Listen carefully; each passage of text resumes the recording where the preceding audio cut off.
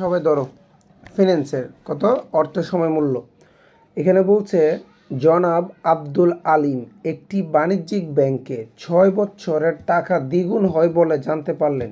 তিনি ব্যাংকে 2 লক্ষ টাকা জমা রাখতে গিয়ে তার বন্ধুর পরামর্শে ব্যাংকে না রেখে 13% সরল মুনাফায় একই মেয়াদে সঞ্চয়পত্র ক্রয় করলেন। মানে প্রথমে বলছে 6 বছরে টাকাটা হবে কি না দ্বিগুণ, মানে উনি যত টাকা রাখবে সেটা 6 বছরে কী হবে দ্বিগুণ হবে।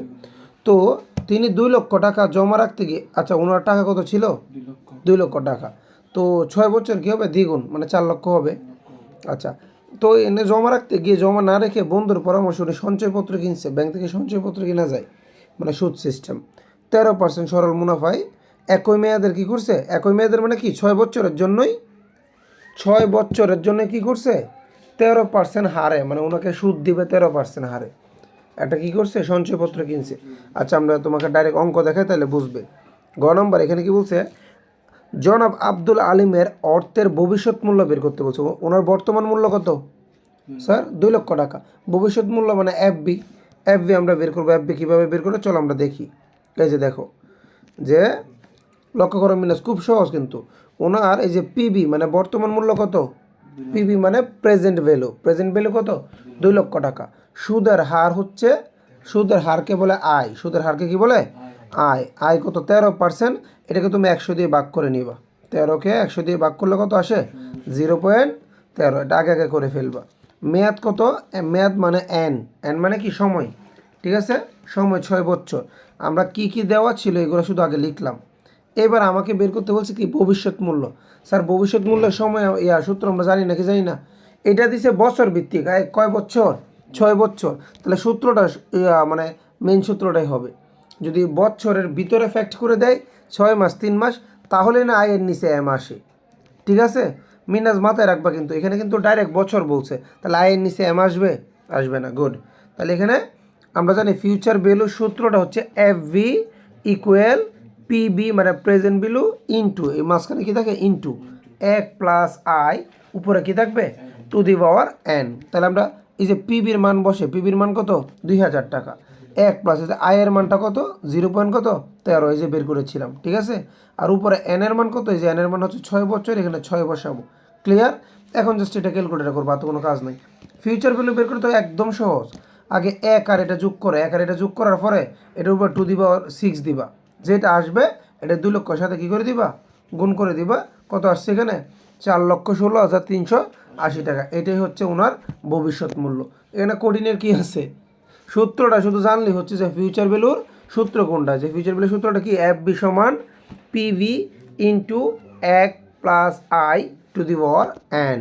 ওকে, এরপরে বলছে তোমার এখানে গতে দেখো, অর্থ বিনিয়োগের ক্ষেত্রে জনাব আব্দুল আলিমের সিদ্ধান্তে যৌক্তিকতা।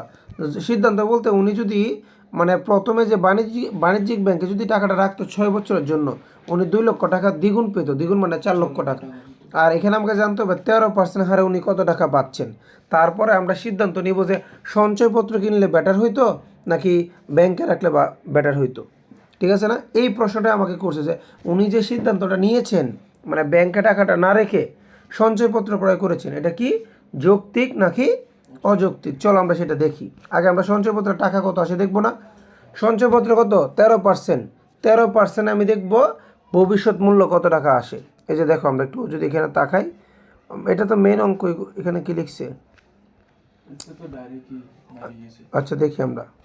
এখানে বলছে অর্থ বিনিয়োগের ক্ষেত্রে, কি বলছে স্যার, অর্থ বিনিয়োগের ক্ষেত্রে জনাব আব্দুল আলিমের সিদ্ধান্তটি পুরোপুরি যৌক্তিক।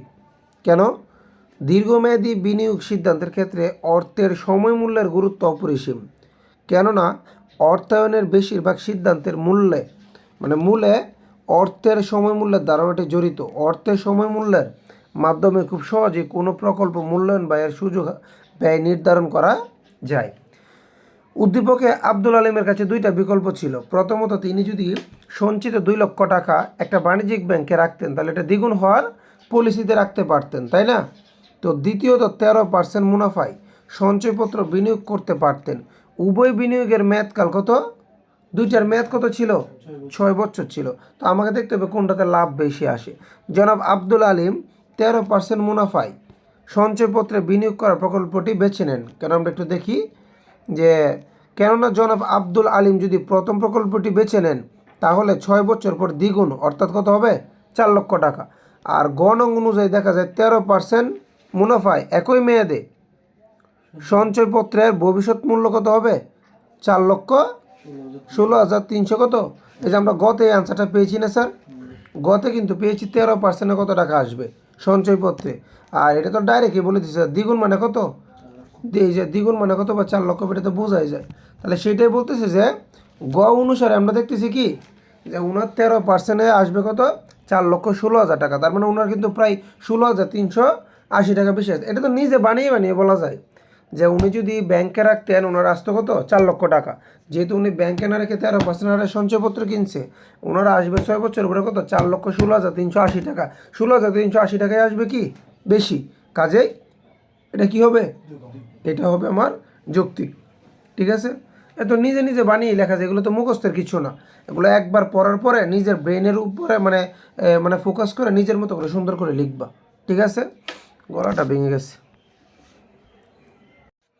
এখানে বলছে জনাব ফরহাদ হোসেন তার সঞ্চিত 10 লক্ষ টাকা 10% সুদে 10 বছরের জন্য, দেখো ওনার টাকা হচ্ছে 10 লক্ষ, সুদ কত 10%, সময় কত 10, আমাদের দরকার শুধু এইগুলা।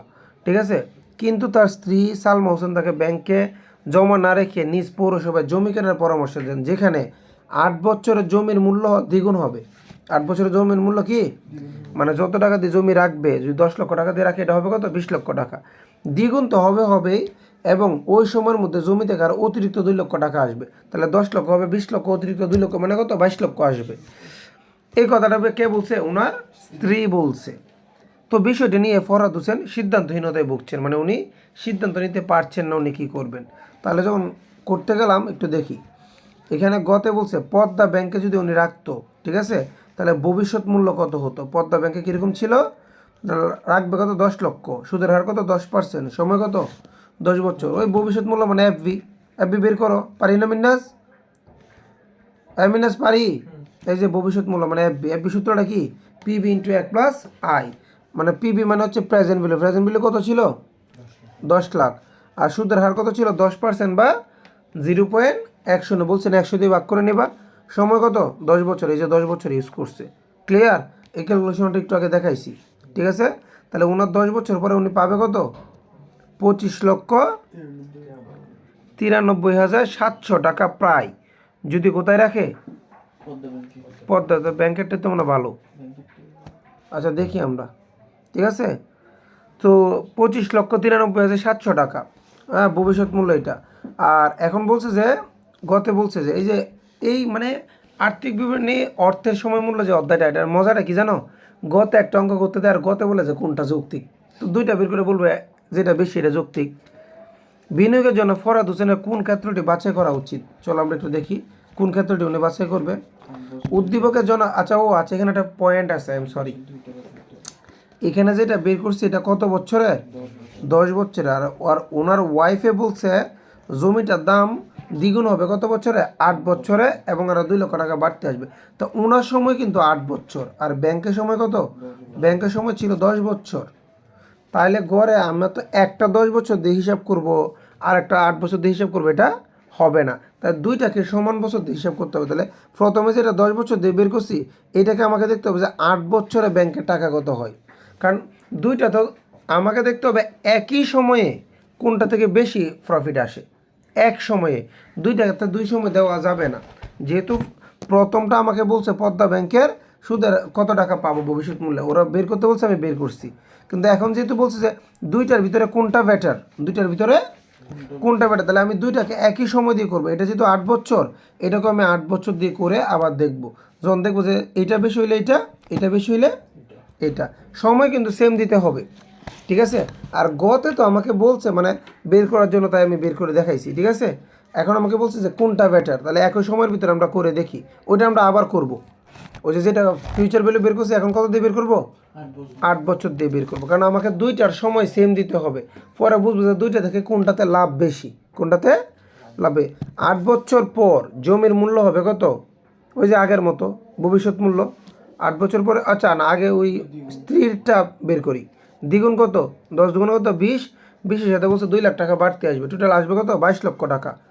মানে যদি উনি যদি জমি কিনে, জমি কিনলে জমি থেকে আসবে কত? 22 লক্ষ টাকা আসবে 10 বছরে।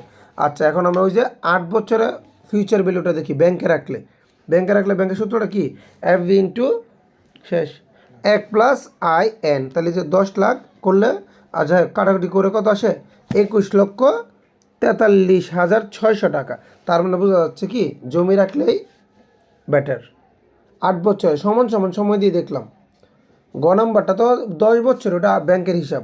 আর এখন আমাকে বলছে কোনটা বেটার। যখন বলবো যে দুইটা থেকে কোনটা বেটার, একই সময় দিয়ে দুইটাকে কম্পেয়ার করতে হবে, একই সময় দিয়ে। তাহলে 8 বছর দিয়ে আমি ব্যাংকেরটাও দেখলাম, 8 বছর দিয়ে জমিটাও দেখলাম কি জমি থেকে বেশি আসে, ব্যাংকে কি কম আসে। তার মানে জমি কিনাটাই কি যৌক্তিক। এটা কি আর বলা লাগে যে আমার কত টাকা বাড়তি আসতে? 56,400 টাকা বাড়তি আসবে। তাহলে জমি কেনাটাই তো বেটার। কথা ক্লিয়ার? এই ছিল, আর কিছু না। ওকে, আজকে আপাতত দুইটাই বললাম। একটা কাজ করবা, গিয়ে কিছু সৃজনশীল গিয়ে দেখবা এখান থেকে, ঠিক আছে? 6টা 7টা দেখবা, আরেকটা ক্লাস এটার উপরে করাবো আমরা, ঠিক আছে? আর একটা ক্লাস করানোর পরেই ইনশাল্লাহ শেষ করে ফেলতে পারবো। আচ্ছা চলো, আমি আরেকটা আমরা করাই। দেখো, আরেকটা সৃজনশীল করাই। এখানে বলছে জনাব আলম একটি বাণিজ্যিক ব্যাংকে 12% হারে চক্র বৃদ্ধিতে 6 বছরে পলিসিতে কত 4 লক্ষ টাকা রাখতে গিয়ে বন্ধুর পরামর্শ হইতে 13%। আগেরটার মতোই তো, আগেরটার মতো না স্যার? তো বাণিজ্যিক ব্যাংকে 6 বছর পর আলম কত টাকা পাবে? ওই ফিউচার ভ্যালু দেখো না, এখানে কী করবো, সবগুলো সেম। পারবো না মিনাজ? ফিউচার ভ্যালু সূত্র বসাই দিব। এরপর একটা বলছে কি মিস্টার আলমের জন্য কোন পলিসিটি লাভজনক? ওই আমরা ওইটাও দেখবো। 13% কত আসে? 13% কত আসতেছে ভবিষ্যৎ মূল্য স্যার? আচ্ছা, এখানে কথা আছে একটা 13% যেটা, ওইখানে তো আর সঞ্চয়পত্র না। 13% বলছে এটা, এই যে দেখো একটা কথা বলছে সরল সুদে। কি সুদে? সরল মুনাফা। সূত্রটা তোমরা জানো? সরল মুনাফাকে বলে আয়। আয় মানে হচ্ছে আসল গুণ সময় গুণ মুনাফার হার। আসল গুণ সময় গুণ মুনাফার হার দিলে কি বের হয়? সরল মুনাফা বের হয়। সরল, তাহলে আমাকে বুঝতে হবে সরল মুনাফা কত আসে আগে বুঝতে হবে, ঠিক আছে? 13% সরল সুদে 6 বছরের জন্য কত টাকা? 4 লক্ষ টাকা।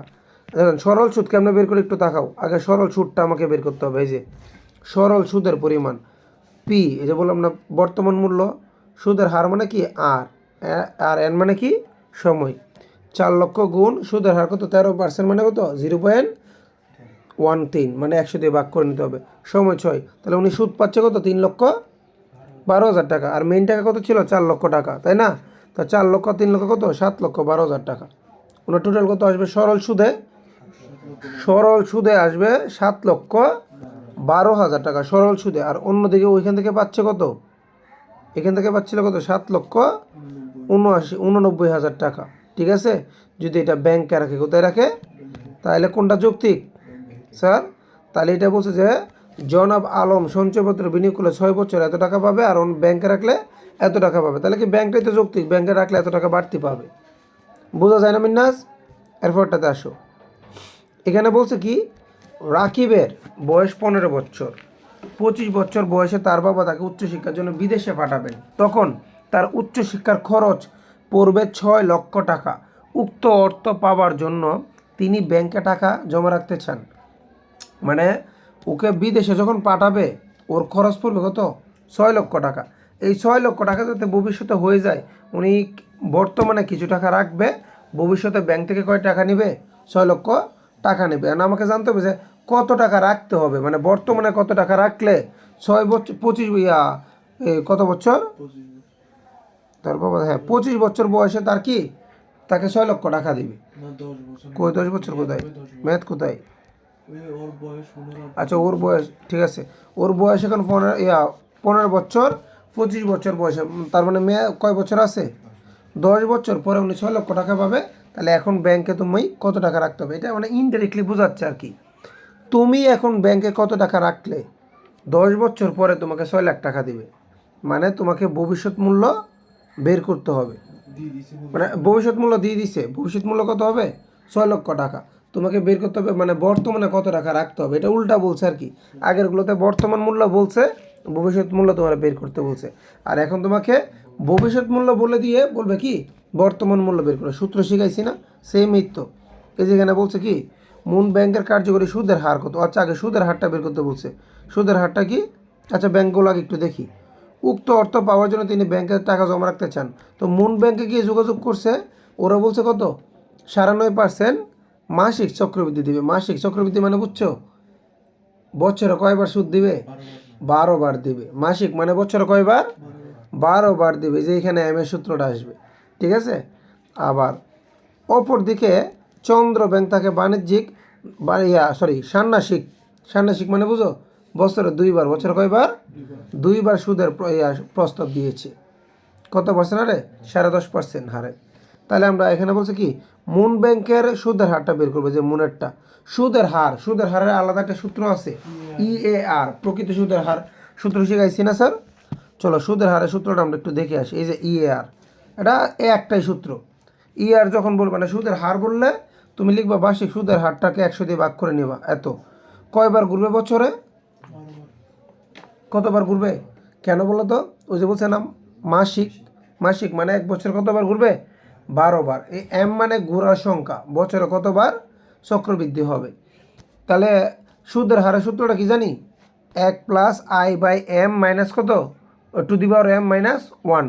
মান বসাও 1, ওই আই এর মান বসাও উপরে, নিচে ১২, এখানেও ১২, এম এর মান এখানে আছে, এখানেও কি তা বসানো এটা। এরপর তো ক্যালকুলেশন করবা, আর কিছু না। ক্যালকুলেশন পারবা না, এটা দিয়ে এটা ভাগ করবা, ভাগ করে একের সাথে যোগ করবা, যোগ করে টু দি পাওয়ার ১২ দিবা, ওই যে উত্তরটা আসবে এখান থেকে ১ বিয়োগ করে দিবা। এইটা হচ্ছে কি তোমার প্রকৃত সুদের হার। কথা ক্লিয়ার? যেটা আসতেছে। তো এখন এখানে কত আসছে? আচ্ছা এখানে একটা পয়েন্ট আছে, এখানে কত আসছে স্যার? 0.09924৭। আচ্ছা এরপরে ওইটা আসছে কীভাবে বলো তো? কী করতে হবে এটার সাথে? ক্যালকুলেটার কই? ক্যালকুলেটার নেন। এটা পরে প্রকৃত সুদের হারটা লাস্টে আসবে কীভাবে জানো? যে উত্তরটা আসবে এই উত্তরটার সাথে কী করবা? ১০০ গুণ করে না ভাগ করে? শিওর? ১০০ গুণ করে দিবা। ১০০ কী করবা? গুণ করে দিবা। দাঁড়াও। আচ্ছা লাস্টে ১০০ গুণ করে দিলে কি সুদের হারটা বেরিয়ে আসবে। এরপরে বলছে কি স্যার, এখানে রাকিবের বাবার কোন ব্যাংকে টাকা জমা রাখা লাভজনক। তো কোন ব্যাংকে টাকা জমা রাখা একটু দেখি, চন্দ্র ব্যাংকেটাও বের করতে হবে।